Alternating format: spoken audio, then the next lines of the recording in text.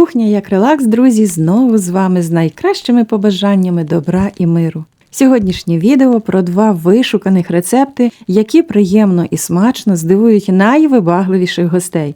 Та і ви не відразу діліться секретами про те, що ось ця ароматна солона запіканка та ніжний вологий кекс, який наче доставили з турецьких кондитерських, що все це зі звичайної моркви, якої ще вдосталь у ваших погребах, та і в супермаркетах коштує вона небагато. І ось на отих 2 шедеври нам потрібно всього лише пів кілограма вже очищеної моркви. Жменя підсушених волоських горіхів, так, вони смачніші, прянощі, а ще 4 яйця на 2 рецепти.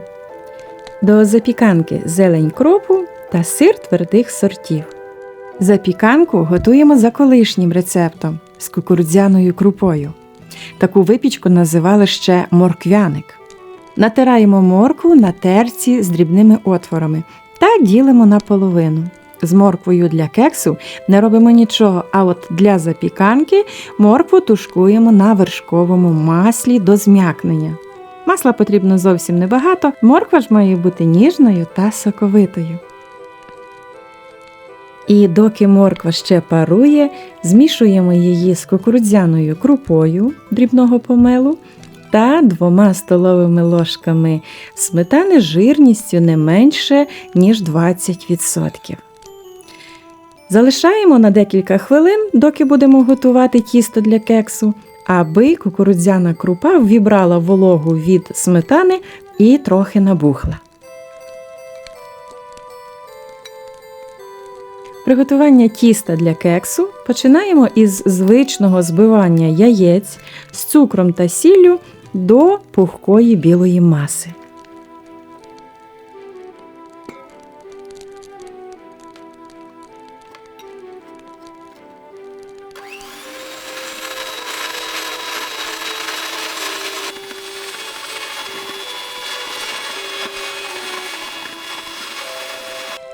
Вимішуємо масу лопаткою з морквою. Робимо це не надто агресивно, обережно.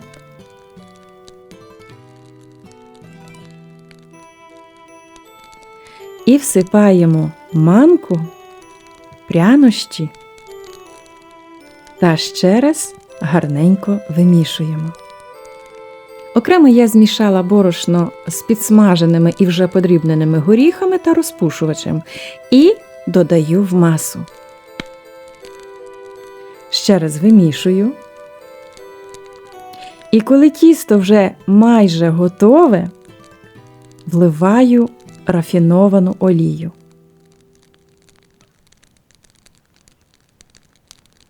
Тепер обережно вимішую доки маса не стане однорідною і готовою до випікання.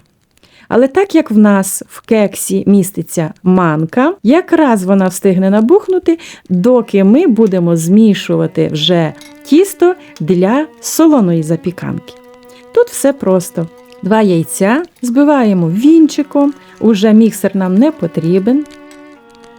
Додаємо сіль, перець та мускат. І перемішуємо до однорідної маси.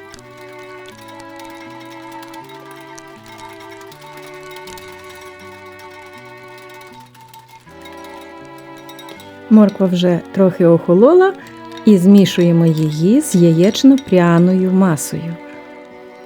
Кукурудзяна крупа в цьому рецепті додає легкої хрусткості, яка так пасує до солодкої моркви в солоній запіканці. Запіканка виходить яскраво помаранчевою, справді святковою. Додаємо зовсім трохи борошна з розпушувачем для зв'язування і пухкості тіста під час випікання. І на завершення додаємо натертий сир. Обидві маси для запікання готові, тож саме час розподіляти їх по формах. Використовую тут мої 2 улюблені форми для випічки. Запіканка буде запікатися в круглій, а кекс випікатимемо в скляній, високій формі для кексу.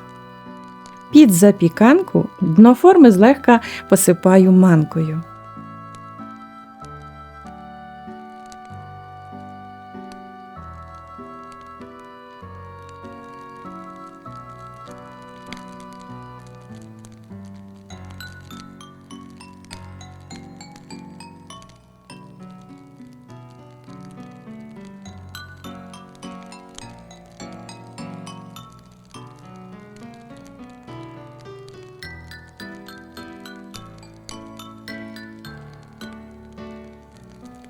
Випікати окремо я не буду, адже з сьогоднішньою ситуацією зі світлом це велика розкіш. Ну, а в майбутньому, звичайно, випікатимемо окремо, хоча в запіканці немає жодних агресивних ароматизаторів, тож можемо сміливо випікати її разом з кексом.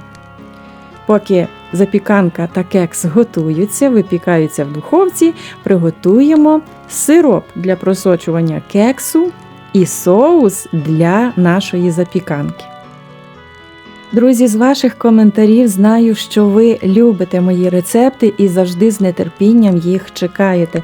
Приготуйте обов'язково оцих 2 види випічки. Ви зрозумієте, що вони стануть вашими улюбленими, і ви будете їх готувати в майбутньому з радістю і з задоволенням завжди. Правильне поєднання з прянощами, невибагливі інгредієнти, деякі хитрощі, з якими я радо з вами поділилася, і результат здивує приємно кожного. Навіть якщо ви не полюбляєте моркву, то в цій випічці, як і в запіканці, так і в кексові, її майже не відчутно. Тепер же ж далі по секретах. Отже, ще один важливий нюанс – гарячий кекс поливайте лише холодним сиропом. Або ж навпаки, якщо часу у вас було обмаль і кекс вже вистиг, поливайте його гарячим окроповим сиропом. Тепер саме найважливіше – дочекатися, доки обидва види випічки охолонуть. Але аромат на кухні стояв такий, що втриматися було неможливо. І дуже вже кортіло скуштувати хоча б по малесенькому шматочку кожного оцього морквяного шедевра. Тож ми продемонструємо вам, нехай гарячими, але обов'язково покажемо, які ж вони в розрізі – наша запіканка та вологий соковитий кекс.